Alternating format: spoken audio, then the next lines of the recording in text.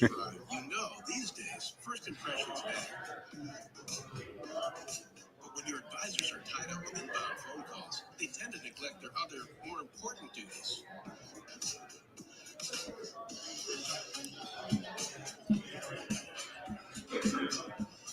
And did you know 75% of all service calls are frequently asked questions and routine requests? Still, the average dealer misses up to 30% of inbound calls, adding up to a ton of missed service opportunity and increased customer churn. 68% of callers actually go elsewhere if they can't get through, which means you could be losing $60,000 to $70,000 every month in service revenue.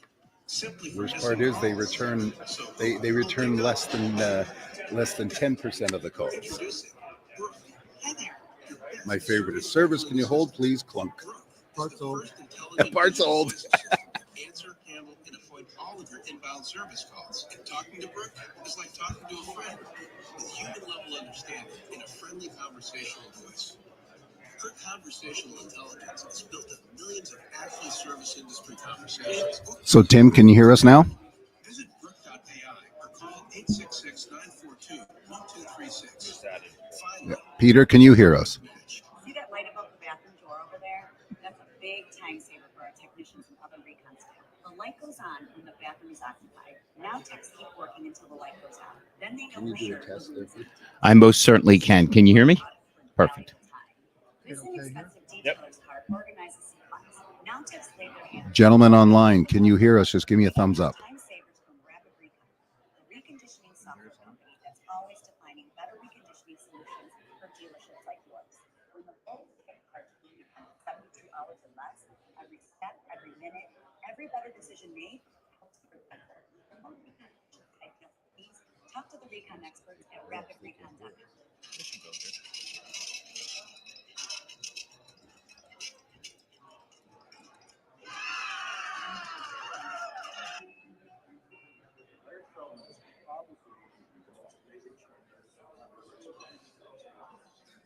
I've been in car business now for 35 years. I've seen quite a few trainers. A lot of them are pretty good. I mean, really, I get something out of all of them. But Larry is another class. I really mean that. His training is literally riveting. A little while back, I sat in on his first training that I ever sat in on. Just the new hires. I still remember it. 25 people for 2 hours. My hand, Larry stopped what he was doing. I said, maybe we should take a break. And literally, I'll never forget it. All 25 people turned around, looked at me, and went, okay. For another 2 hours. Since then, I've seen a few other trainings. I've hired people out of his classes. All I can say is, you got to give it a try. So, good morning, everybody. I'm just going to move to the slide.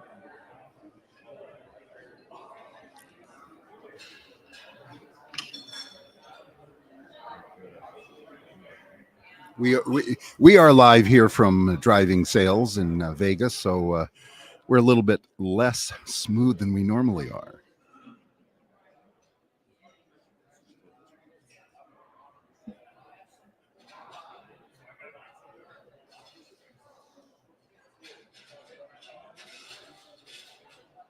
Yes, we do know what we're doing.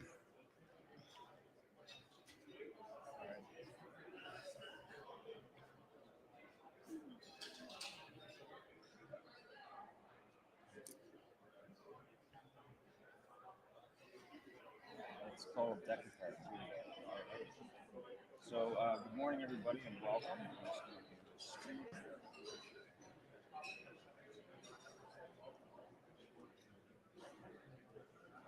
I'm going to introduce 3 books, and then we'll go from there. So the books are The Toyota Way, Future of Automotive Retail, and Once Upon a Car by Bill Blasher. So, Jeff, maybe you can go over our disclaimer, and then I'll just... Well, good morning, everybody. Thanks for tuning in. As always, the views and opinions expressed here by our guests can be sometimes controversial, always fun, but not necessarily the views of the Auto Hub Show or Ian Polo, Ian Nethercott or Jeff Polo. It's an early morning for us. And thank you. Please check out our website for all the details. So, obviously here at Driving Sales, so it's a little bit too late to use your discount code since the last day is today. But if you are planning on attending the used car week in San Diego, we will have more details shortly. That's in the next week. So go ahead, Jeff, and let's introduce. Well, good morning. We have a plethora of guests here today. We're going to actually introduce our online people because they've been patiently waiting and watching us. And first of all, we have Peter Smith joining us from the great Green North. Peter, can you introduce yourself? Tell us about yourself, please. My name is Peter Smith. I'm the founder and co-partner of a new venture called the Line Partnership, which helps dealers and anybody in the automotive industry better their operations through data analysis and process controls. Perfect. Thank you for joining us. Joining us from the land of the Lone Star State, our very good friend and hopefully new owner of an Auto Hub hat, Tim Hayden. Tim, please introduce yourself and tell us a bit about yourself. There you go. All right.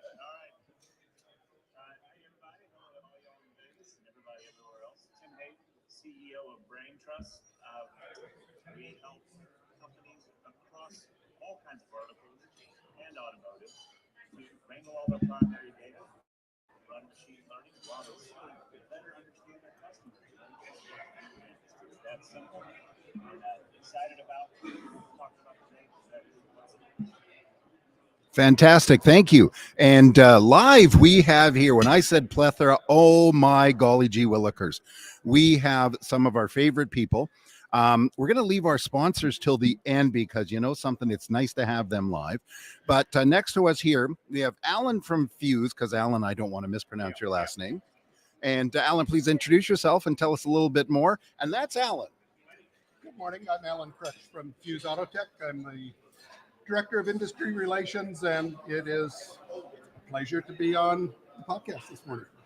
Wonderful. Thank you for being here. We had a really fun ambush interview with him and Ray Selvey yesterday. You got to check it out. Next to it, who has precisely 9 seconds for introduction, needs no introduction, is our good friend Larry Feldman of Career Changers USA and now Canada. Larry, please say hello. Introduce yourself. Hello, Larry Feldman, as he said, president of Career Changers USA. And I'm standing next to Don Graff and Gail Rubenstein. I am now officially announcing greeter.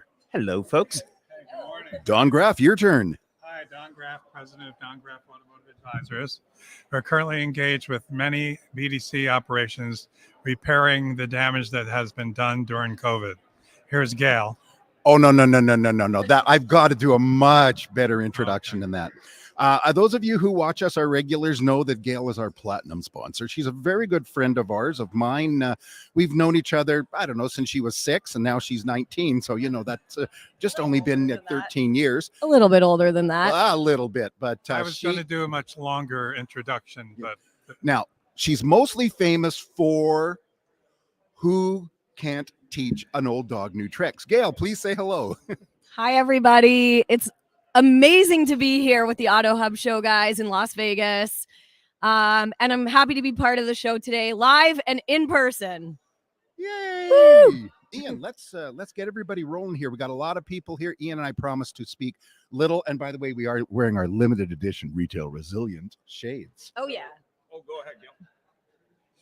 You had a question? Thought? Oh, nope, not yet. No problem. So just for everyone in the live studio audience, we're going to be asking some interesting questions this morning. And if you didn't watch the video this morning, feel free to send us an email, Ian and Jeff at autohubshow.com. Happy to send you the link. It's a car salesman talking about ordering cars, which is not hugely interesting, but kind of interesting just based on current reality. So as we look through a new model based on last week's show, we were talking about the OEM and the manufacturers. Do you really think that we're going to go to the order-only model for new cars? And let's start with Larry. I don't see it in the very immediate future. We've had some incredibly talented people at my dealership order cars and occasionally get something wrong. The idea of making it self-serve, I don't think it's going to work. And if they ever turn it over to customers, Alan, you're talking about the true nightmare of all nightmares. Agree? I think that the big issue really is market share for OEMs. So if we're doing a build to order model, let's say I'm Ford, because they've been very public about the future of build to order. What's Hyundai's reaction They're adding dealerships across North America. And this is a prime opportunity for a manufacturer like that to put cars on the lot. Americans particularly want immediate gratification. This lasts as long as Ford maintains market share. Right. Don, did you have any thoughts? Well, I have to agree. I believe that that's exactly what's going to happen. I'm in Southwest Florida, and I see Hyundai grabbing market share. I see another new Genesis dealer just popped up in Fort Myers. Of course, they just had this storm, so they have a shortage of product, but they are going to grow in that market. And we see that Ford is being deprived of product currently. I have a Ford dealer client in northern New Jersey, and he's complaining to me that every time it looks like he's going to get more product, they get less product. And they just cut his allocation of Ford F-150s, which he believes as long as they produce that vehicle, they're golden. But if they stop producing that vehicle, they're in big trouble.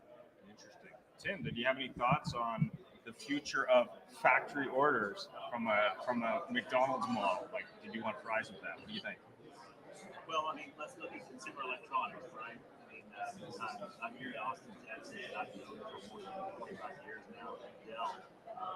They're the ones who revolutionized that ability for you to sit at home, order a computer, have it shipped to your house, right? And I actually know some folks that work for Dell that spend a lot of time in Detroit looking at just-in-time manufacturing.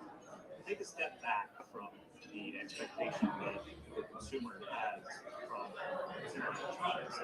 Just think about every dealer website now has a build and price engine on it. That build and price engine often is training consumers for that day that the OEM can actually deliver something just in time. So I just think that it's an inevitable thing that's going to happen. You ask the question just now and qualified it as a future. I don't know if it's going to happen in 3 years or if it's going to happen in 8 years. It will happen within the decade. I know it's going to happen. Interesting. So, do you think they'll add fries to that build model? They'll do fries in Texas, jalapenos and grilled jalapenos. Oh, okay. And barbecue. And barbecue? Peter, did you have any thoughts? Well, the issue with you're basically saying a direct consumer model. You're talking about a number of different concerns there. Instant gratification is paramount. Most people purchasing a car, most people don't plan ahead. They don't understand inventory control, supply chain issues, or anything like that, and they're going to transitioning to the direct consumer is going to decrease satisfaction because any delay is going to upset the consumer, and they're going to leave and they're going to go back to the dealership. And the dealership who invests all the money is going to get reflectively going to have a concern with inventory because the challenge that the manufacturers see is a direct consumer model, and it's not. They're going to have challenges with inventory, and it's still going to drive the pricing up. It's right now we're in a paradox that we just don't have the right solution for the consumer. We haven't educated the consumer on supply chain issues. We haven't educated the team members on how to supply into these supply chain issues. I know over here there's a giant Land Rover dealership down the street from me that is looking at 18 months out for their supply. Wow. 18 months. So do you think people are going to wait 2 years? Well, if you want it, you will. You will change your dynamics. Like, for example, my wife wants a new ID buzz. Okay. Now that's 18 to 24 months out. Yep. So I bought a replacement vehicle that I'm not going to get hammered on in depreciation while I wait for the buzz. So people will pivot. And if they're smart enough and they have an educated sales rep, that sales rep will put them in a position that they never have to be concerned with it. We're going to, if I was back in running a dealership, I'd have my sales reps having people order every year and give them the amount of cars because the used car pricing is at its strongest right now, and they'll be making money as they go on in new cars. Thanks for that. Gail, did you have any thoughts on factory ordering a vehicle? I know you have an experience with Jeep lately. Oh Did yeah. you factory order, or would you have factory ordered that car? I probably would have because I knew what I wanted, but I find that we've been speaking about disruptive innovation for the last 24 hours. And whether it's a bad thing or a good thing, and I actually think it's a good thing. So if dealers can pivot and adjust and change, they'll still be able to be profitable and they'll still have a wonderful, thriving business. Yes, it's part of the marketplace. It's part of it just change happens and you have to just adjust with it. So I don't think it's a bad thing.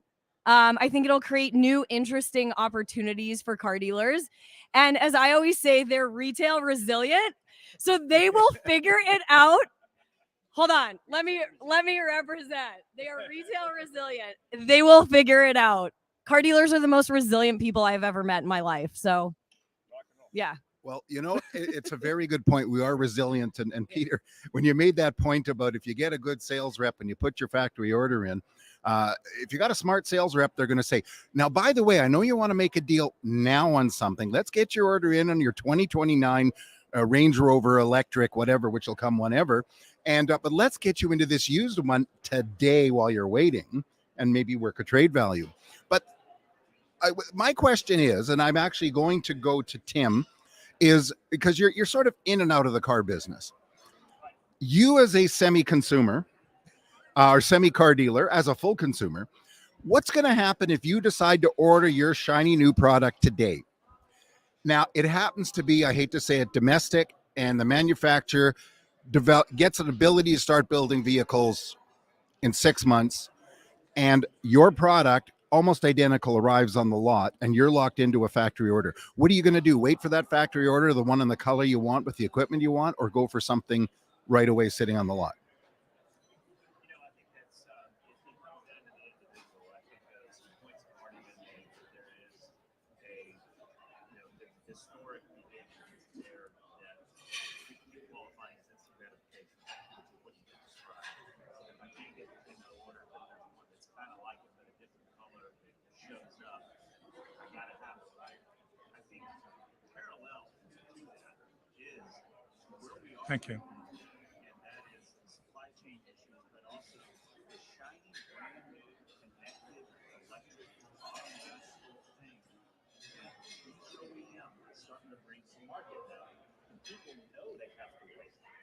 They know this just by putting their $200, their $500, their $2,000 down, that they are having to wait usually for a year, 2 years for that product to show up. So I think it's good money, right?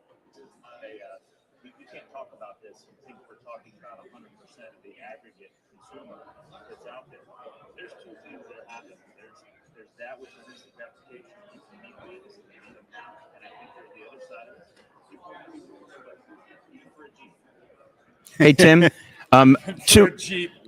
Two musical references. Okay, the first one is my old Philadelphia resident Jerry Butler, who said only the strong survive.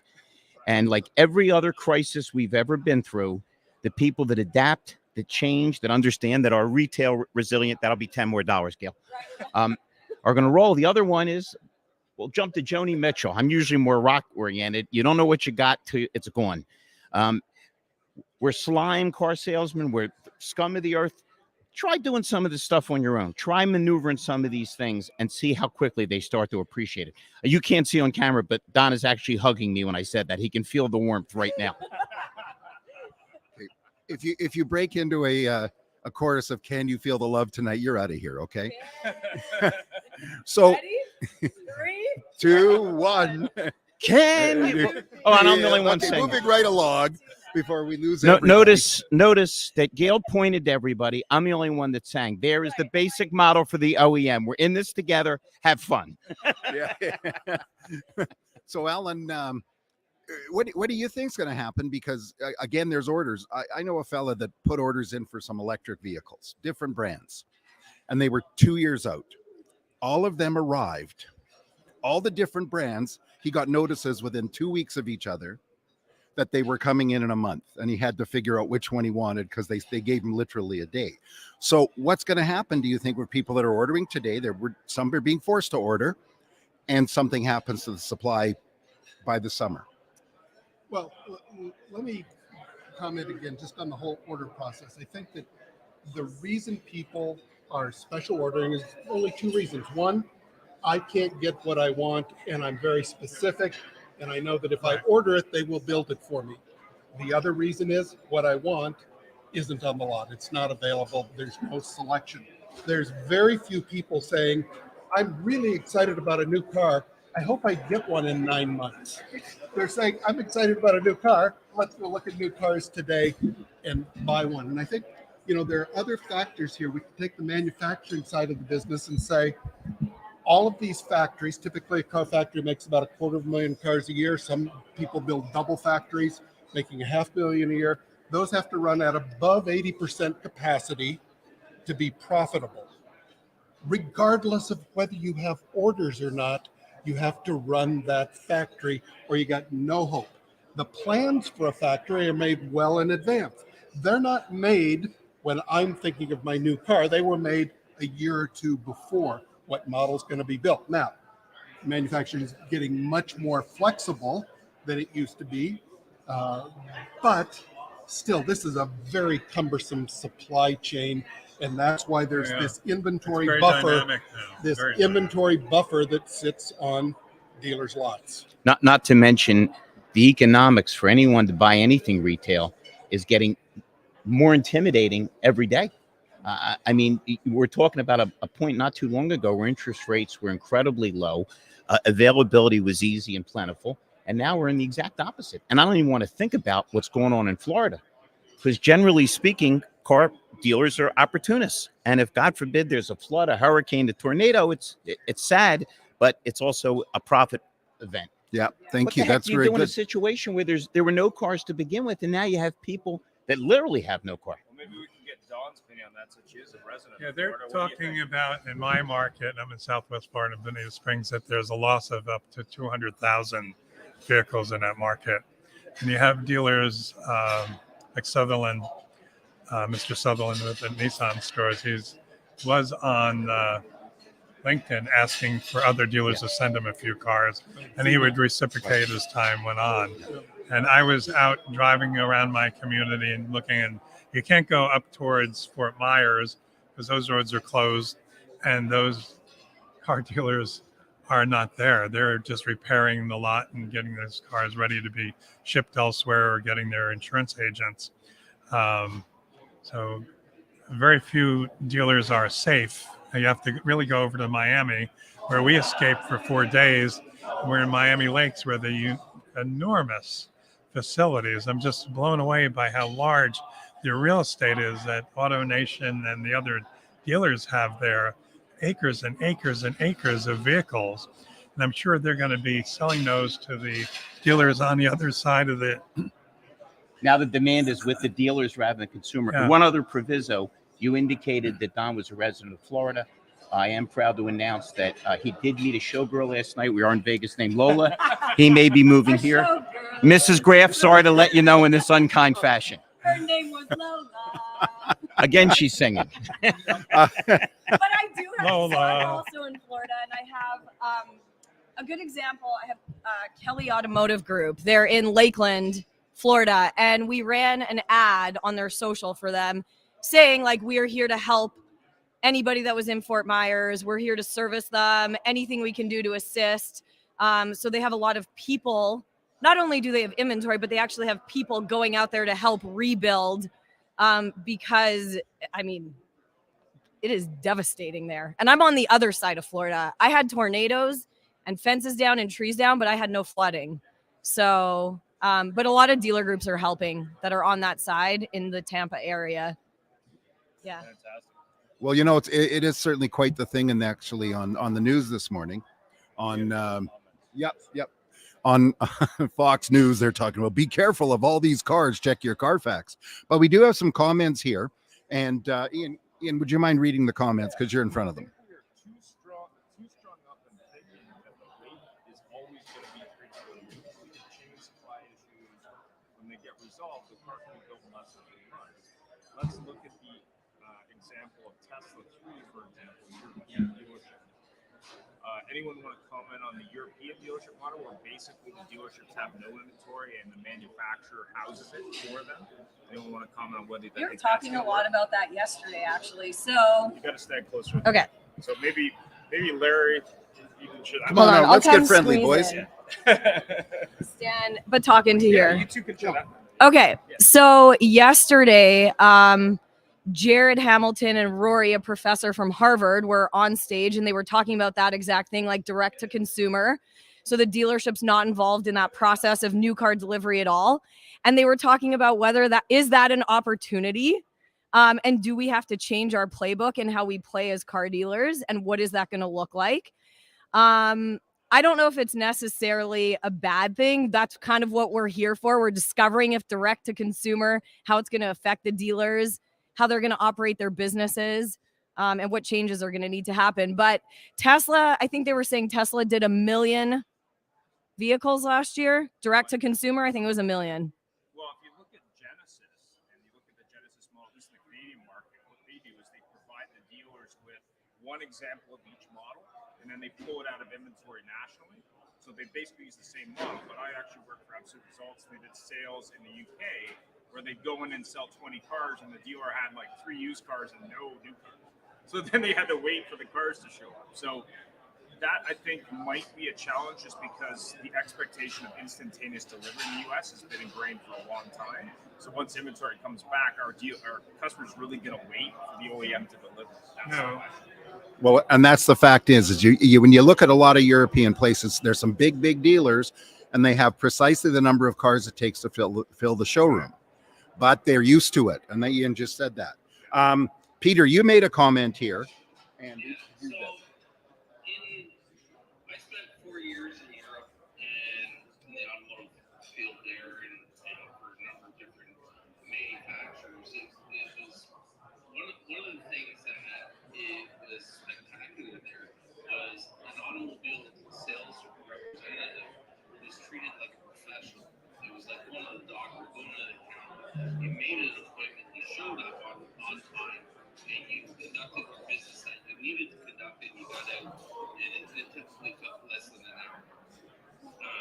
That was the best part of it. I worked in Britain, so Britain has 2 unique things. They have a unique license plate system where the license plate tells you how old the car is, and it stays with the car. So people purchase for that license plate. And the second thing was the car could, the salesman on the video talked about lot rot. It didn't matter when the car was sold, it was that current model year. So if you had a car on lot for 4 years, it was sold in 2022, it was a 2022. And that's how it was registered. So eliminated that process with inventory control. So it was a very unique modeling system.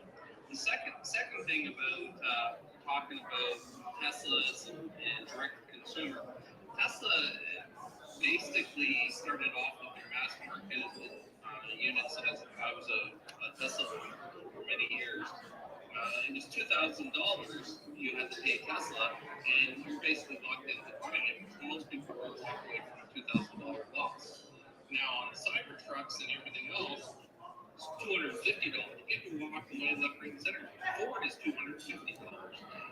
Everyone's lowering their deposits on their direct consumer, and that limits the people walk away for a lot more than they're asking for, and just for the instant gratification. Because if I'm ordering, and we talked about a Jeep, I just purchased a Jeep that I chased all over Ontario. If I walked in and I gave someone a $250 deposit to get that car, and I saw it on the lot, I'm buying it off the lot, and I'll take the loss of the $250. Right. Simple as that. I don't care. And people will be that way because you advertise that in your 5-year relationship for $50 a year. It's 80 cents a week. Yeah, well, we definitely have to go against the whole different way of thinking in North America, especially the last few years before we led up to the pandemic. You walk in, what color you want, there it is. And it's just a question of what you want to add it, and can we get you rolled out, out the door before you come out of the ether. Ian, next question. Well, we were going to ask Tim because he's been patiently waiting. Oh, Tim, I am so sorry. I thought I asked you. Okay, then forget Tim. So moving, no, go ahead. So do you have any thoughts on this, Tim? Deposit.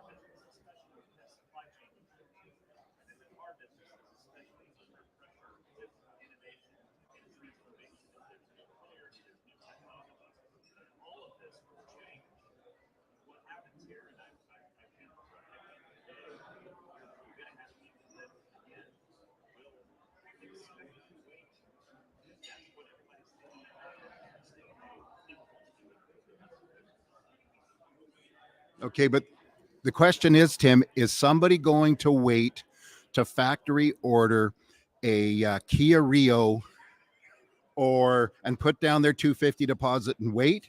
Or are they going to wait, get a phone call from the Hyundai guy with the Hyundai accent that they got ready for delivery?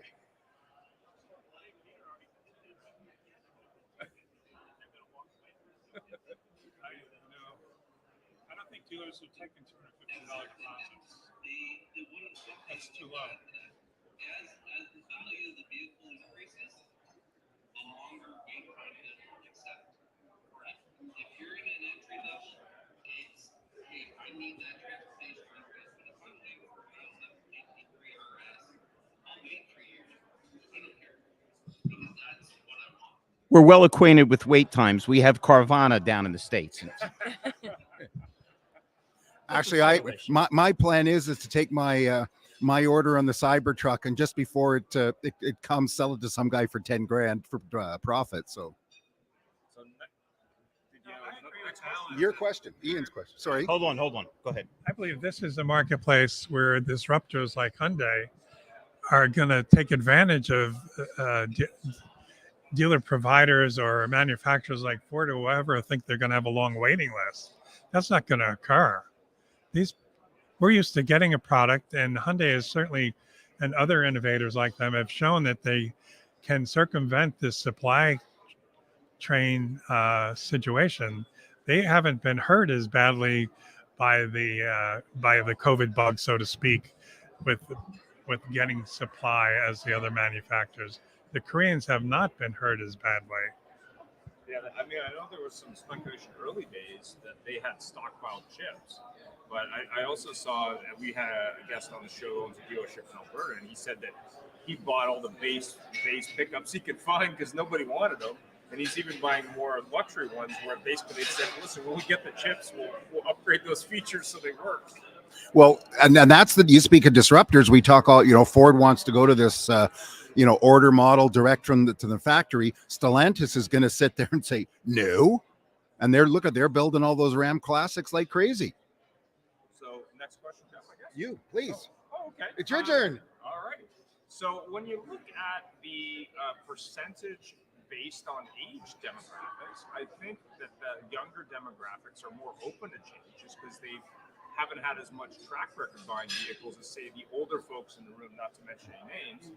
So what do you think the difference in adoption will be from, say, that millennial and younger that's now over 40% of the population? Let's start with Gail. But before you answer that one, what's the percentage are going to get manual transmissions? Gail.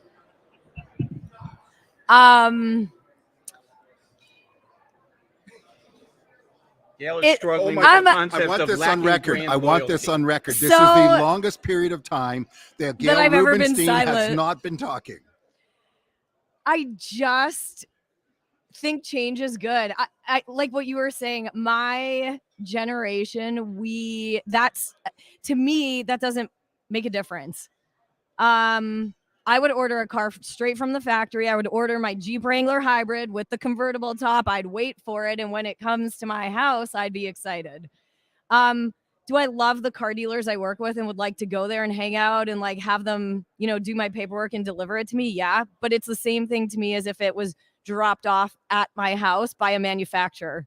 So as long as the customer service is there for me, the price is right and the customer service is right, I don't really care where I got a car from. That might sound really bad. No, it's a generational thing, because when she said my generation, all I could think of was The Who. Once again, another dated Hold on, musical. what are we singing now? Nah, Keith Moon is dead. Let him rest. So speaking of generations, In a minute, I'm Anita. I mean, I could start TikToking. We're going to take a short break while I switch places with Ian. I thought I was crazy. Nope. It's too bad Peter and Tim, you guys aren't here. It's a fun time. So, Don, what do you think? I think the whole market's been so disruptive that anything can happen. But I don't see these dealers rolling over with these big investments they have, and manufacturers are still making them update their facilities. I have clients that are not increasing their marketing or increasing their training budget with me or my colleagues because they have a mausoleum that's half completed that they still have to continue to put a floor in, or they have the same supply issues. Their wood isn't coming, or the glass isn't coming. And now, especially if they're building a facility, God forbid, in Florida, who knows when they're going to complete that facility? So you mean fancy tiles specified by the manufacturer? No, they're all specified by the manufacturer, Those believe don't me. sell cars? They sell, they're necessary. Anyone else want to comment on this side? Who's Alan. I think it's both. Okay. I think it's both. So let's use an analogy to the electronics business. If there's a new iPhone or something with new features that's rare, I want to be first. I want to have that. I will stand in line. I will place my order.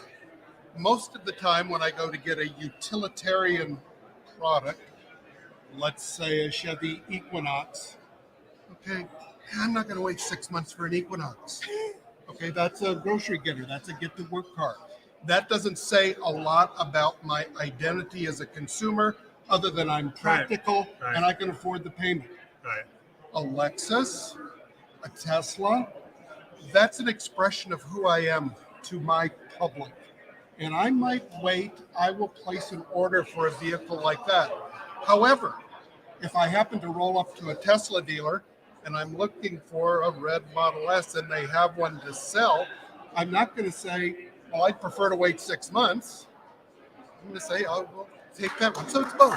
And I think that the build to order thing, what we're looking at as examples are rare products or exclusive products that have a special meaning to them. A Porsche GT3. Okay. Right. I think you nailed it with it's an expression of yourself. Right. So a Jeep Wrangler is an expression of myself. I do yoga and I surf. I will wait for that car because it's my identity almost. Yeah, you got to line up a It's photographer and everything to get a picture of you Yes. and your awesome lifestyle. Exactly. Right. No, but you were saying you would Resilient wait. retail. You would wait for something that is an expression of Well, you. That's right. So all of these brands, vehicles in particular, say something about us. And there's a whole segment of customers that go, I don't really care. Right. I'm not a car person. I use it to get to work, carry my family around. There's a whole bunch of other people that go, wouldn't be caught dead in a Ford. Because Right. I drive Chevy pickups. Right. Wouldn't be caught dead in a Lexus because I'm a BMW guy. Right. Okay, so when it's that important to your identity, your lifestyle, sure, you're going to order it. Right. Yeah, I mean, I was talking to a gentleman the other day when I was coming to Yeah. the event, and he was driving a Rivian with his kid, and I was interested in his experience with him, and it was interesting looking at sort of his demographic versus, say, your Tesla customer. I think he's definitely closer to that domestic pickup customer, which was kind of interesting, even though it's an electric car. So I agree with you 100%. When you look at that new vehicle, I think it's called the ID Buzz, which is the electric hippie van. People are going to wait for that, guaranteed. Especially Surfer Girl. Yeah. Oh yeah. I gotta have my convertible Wrangler. You might have gotten a Suzuki. Oh wow, maybe. Actually, I probably would have. Yeah. So I think Peter or Tim have a comment. Peter? Just saying that I have the limit. The ID is Yeah. it's I'm gonna wait for them all that. The regular I didn't get it. I just put every single bill on here. Right. That one. Yeah. But the thing is, you're right. People will wait for what they want. It's a utilitarian purchase that they just need to get to work. They need to do something. They're gonna. It's ready now. They will go to any brand that is necessary to fulfill their needs. Right. When you're talking someone purchasing a Hyundai versus like Kia versus the Mazda, they're not brand loyal anymore. They're just need that they will factory order. The only way they factory order something like that is if they have a professional sales rep that says, hey, your lease is up in 8 months or 9 months. We got to put the order in now so that we can get you into your car when your lease is due, when your finance is due. We're going to get you out of this. There's all the software and dealerships that say, hey, this is the optimal time to migrate you out of the trade. Another person is the service team and the professional sales rep is there to say, hey, you know what? No, you are right in the time. That's an optimal time. That's factory is made for professional process. And you get those people who are repeat customers and you want to you keep in touch with 90% of the people that I've dealt with who have purchased cars, they can't remember the sales reps' names. That goes back to the only thing more resilient than car dealers is human nature. Yeah. Because what Alan said has always been true, or else there wouldn't be Ferraris being sold. People would just all drive the same thing. And people will still, when the Rolling Stones show back up, people see, unfortunately, see an 80-year-old Mick Jagger and Keith Richards. We want Driving a Ferrari? We want only what we want. The only difference is we're in a position where the people that are more in the middle, or maybe a little more generic in what they want, people not still have to get a vehicle. Right. But I want to go here's back the to your counter. point for a second on the forgetting a salesperson's name is because many times they have not been encouraged to brand themselves. Now, lately, I have dealers that are encouraging salespeople to brand themselves. And we have an awful situation where salespeople many times don't contact their own customers after they sell the car. They do not stay in contact with them to say, how are you doing? Do you have a friend that's interested in the vehicle, so on and so forth. In fact, I was at my dealership a couple months ago and I ran into my salesperson's manager and I said, your salesperson is very nice. They're very cordial. We're in Naples and they're very subdued in Naples, but he didn't contact me. He could have sold me another car. So the sales manager gave me his business card and we were working together to get a sale. But in the meantime, the storm came and that disrupted that. But I'm still a loyal customer there as I service my car with them. And the service people are in contact with me, and their BDC operative, that is their follow-up person for the service, contacts me to make sure that I'm giving them a favorable survey, but it doesn't follow up with the salesperson. So there's a breakdown in how they're being taught how to communicate with the customer. That's why we're forgetting their names. Tim and Peter, we're probably a little ahead of ourselves, but the rumor is that the NADA, they're going to announce a partnership with Career Changers USA so people can be trained properly and remember their salespeople's names for annuities, not annoyances. None of that matters. Nice. Zero. None of that matters. You know what? Great. Here's why it doesn't matter. Currently, salesperson turnover in the United States is 60% in most dealerships. 80 in Nissan. And higher in some franchises. If I'm in the mood for a new car in 3 years, statistically, my salesperson has disappeared. So regardless of what you teach them, it doesn't matter. They're in another industry. They've left. Not if they've been trained properly and they're nurtured by the right The, managers. the statistics say that nationally, that's not There's true. an old expression. She doesn't know it. She's a different generation. There's lies, damn lies, and statistics. Okay. I came up as a salesman and wound up being a dealer. We got some gentlemen here that came up as salesmen. I don't know what the hell she's selling, but whatever it is, she's doing it great. Where does the 60% turnover number come from? Well, if you dispute it, it's I'm true. wrong. Well, Gail- I'm not disputing it, but It's absolutely true. That's why he's in business. yeah, listen, it's the Gail spends a lot 80-20 of rule. time But training staff at dealerships and We all do. departments. Maybe she can give us some numbers from a millennial perspective. I actually don't have statistics. I'd be like blowing smoke. She's into surfing. So I'll be 100% on. I don't have statistics, but we have dealers that have loyal salespeople, and we have dealers that have like rotating doors. We have it all. So So we're I can't give you the specific we're numbers the though. question guys. So we've got the four of you here that are kind of picking up on each other's vibes. And Gail, could you stand between Larry and Alan here? We don't want to Yep. fist fight. I am But, also. But and of course we've got Tim and Peter online. I'm going to ask. I want a short answer to this, please. And this is loosely related to factory orders because I think factory orders are being made for two reasons. Tim didn't give his thoughts, just so you know. That's okay, Tim. You can put it in a second. I'll ask you first. People are putting orders in for only two reasons: one, they can't get the car, or two, they haven't met the right person to help them get a car now. Because you can Peter found a car now. He just put the effort in, and somebody else didn't. But why, Tim? You can answer the previous comment too. But why do you think salespeople continue to turn over, and whose fault is it? The leader. The leader of the dealership. It's the dealer. Yeah.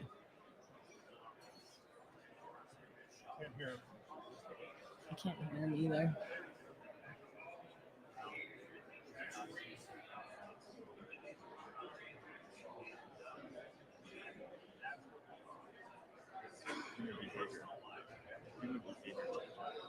Not human nature.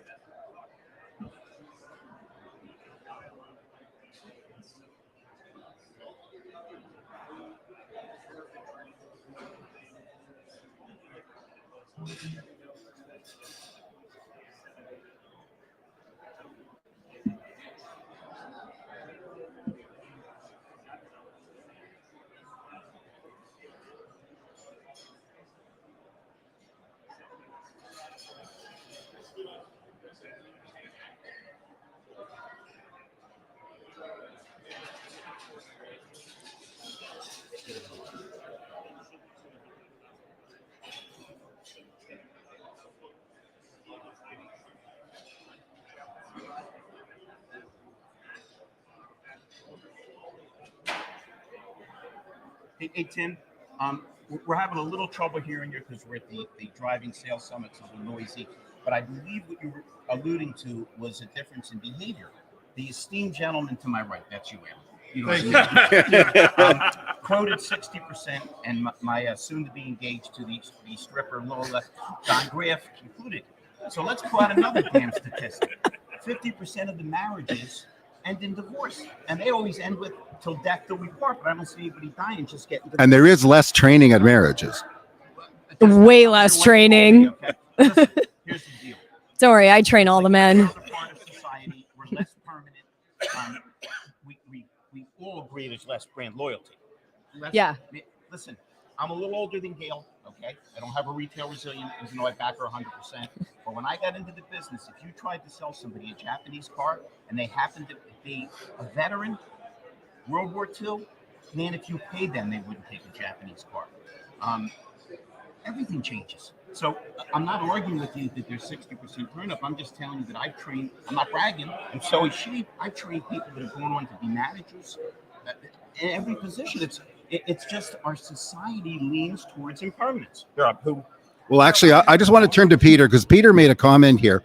And Peter, I'll ask you this, but very interesting. A comment I've also heard is that people are turning away from Tesla because there isn't somebody there that they can talk to that they know. So, Peter, your opinion on this? And And then I have a comment about to add Gail to what is Peter next. said.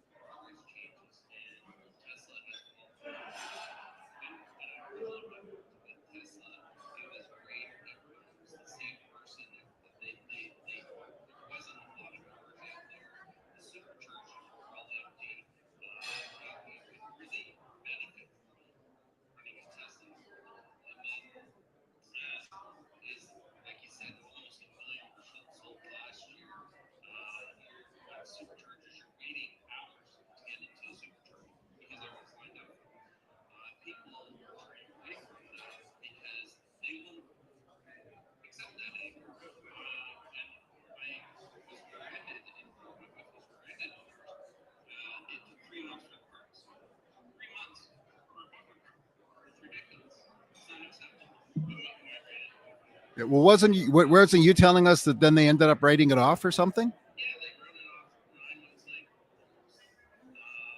It was after spending $80,000. Is he the one that had 3 Teslas? So Yeah. the whole issue is with the training is managing the expectation of the customer and showing empathy and having your people, as you said, follow the journey and having a roadmap to the process of that journey is very, very important that the customer is willing to very with us training those people that the sale is just one part of the business. The retention is the biggest portion. I got interrupted, Peter. You just said the magic word, my brother, empathy. And that's and when you take a training, In training, and it's not like I'm saying, it's not about to capture the sale. It's about the whole process, and that's why factory orders will be the winner. Because if you continue this pathway, I don't see the pathway changing in the immediate future. And if it doesn't change in the immediate future, the manufacturers will decide that, hey, we can challenge this and we can reduce the number of dealerships, but increase the amount of satellite locations and therefore capture larger market share with less investment. And we're going to do it this way. We're going to let it, like Genesis put these satellite locations. It's just going to change. We have to train our people to understand that. And you're going to take people that are not pure salespeople. You're going to take people that are in the hospitality business. You're going to take people that are in other industries, and you're going to migrate them into what I consider the greatest business ever, our business. And you're going to migrate them into the proper training, and you're going to have this process that's going to be seamless and frictionless. perfect. Peter, you did say that how much things have changed, and I guess you're right, because if it was 1962 as opposed to 2022, I guess we wouldn't be waiting for the Rolling Stones to come back and a threat of a nuclear war with Russia. I'm just saying. Moving right along, we're running out of time shortly. Gail, we'll just get my your last opinion on this. comment. If a sales associate cannot switch someone on a vehicle, it is 100% on the leader of the dealership. I've run car dealerships. I've built businesses from scratch. It is on you. If you hire someone and you can't train them and you don't give them those skill sets, that's on you. If you give them those skill sets and they can't do the job, that's on them. But Gail, so what you're telling me is leaders should not use the term "the buck stops with them." Right. Right. John, your last point on this, just With the Gail, turnover. we both were in the same organization for at the time, the Flemington Car and Truck Country, which was an incredibly process-oriented and people-oriented organization. Took care of their staff, took care of the customer, and believed in retention. The database of retention customers was enormous. But that flowed from the top down. He Yeah, that recently flowed passed from away. yeah. This guy was as much of a gentleman as anybody ever in the car business. And he gave great sums away to take care of his public and the people that were in distress at any time, any place. And it's that nurturing way that, and many dealers have this capability, but I think that they're not engendering it down into their sales managers and the rest of their staff. I see it all the time, and I'm talking to Larry about doing more recon. We talk about reconning the staff. Why do we have to keep renewing staff? I agree with Alan. I see this every day. The Well, staffs are changing. Interesting comment, and then we're going to wrap it up here. But we just mentioned that Alan said 60% or 70% turnover, but also Peter says there's a recent Cox survey that 70% of customers will not return to their selling dealer. Right. So there's a direct correlation there. So that 30% probably goes to the 30% that stay there. But Larry says, Larry's trained people, it's 90%. And the retail resilient TikTok trained is 130% retention. Ian, I hope everyone will be at my workshop. Save the American car industry.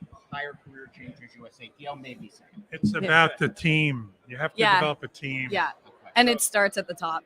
Alan, did you have any final thoughts? We were kind of almost out of time. So I do have some last words, and I'll quote Mary Barra. Okay. So we've been talking a lot about change. We've been doing a lot of prognosticating. We might be right. We might be wrong. We might be part right. Mary Barra said that the auto industry will change more in the next 5 years than it has in the last 50. And so I think that the victory will not go to the strong. It'll go to the flexible. Those that can change and react to those change that more are quickly. retail resilient. Never ends. That do Social yoga for selling for the flexibility. car industry. If you had longer arms, that'd be a better advertisement. You need to get like Kareem Abdul-Jabbar or something. Like, Anyone else have a final You're as crazy as I am. I am. Gentlemen online, Tim and Peter, final thoughts, please. Thank you.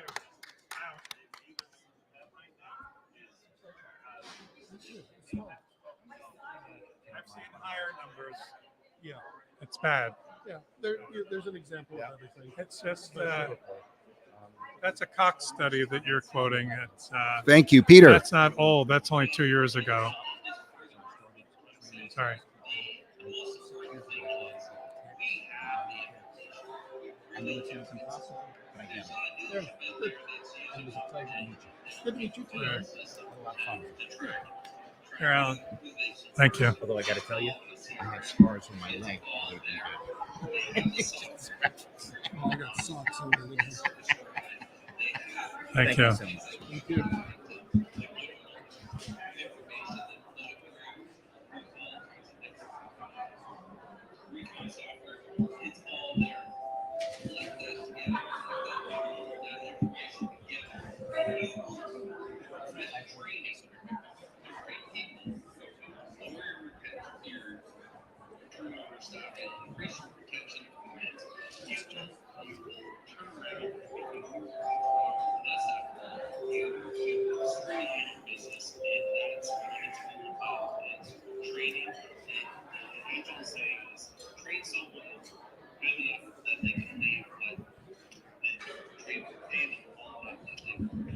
Fantastic.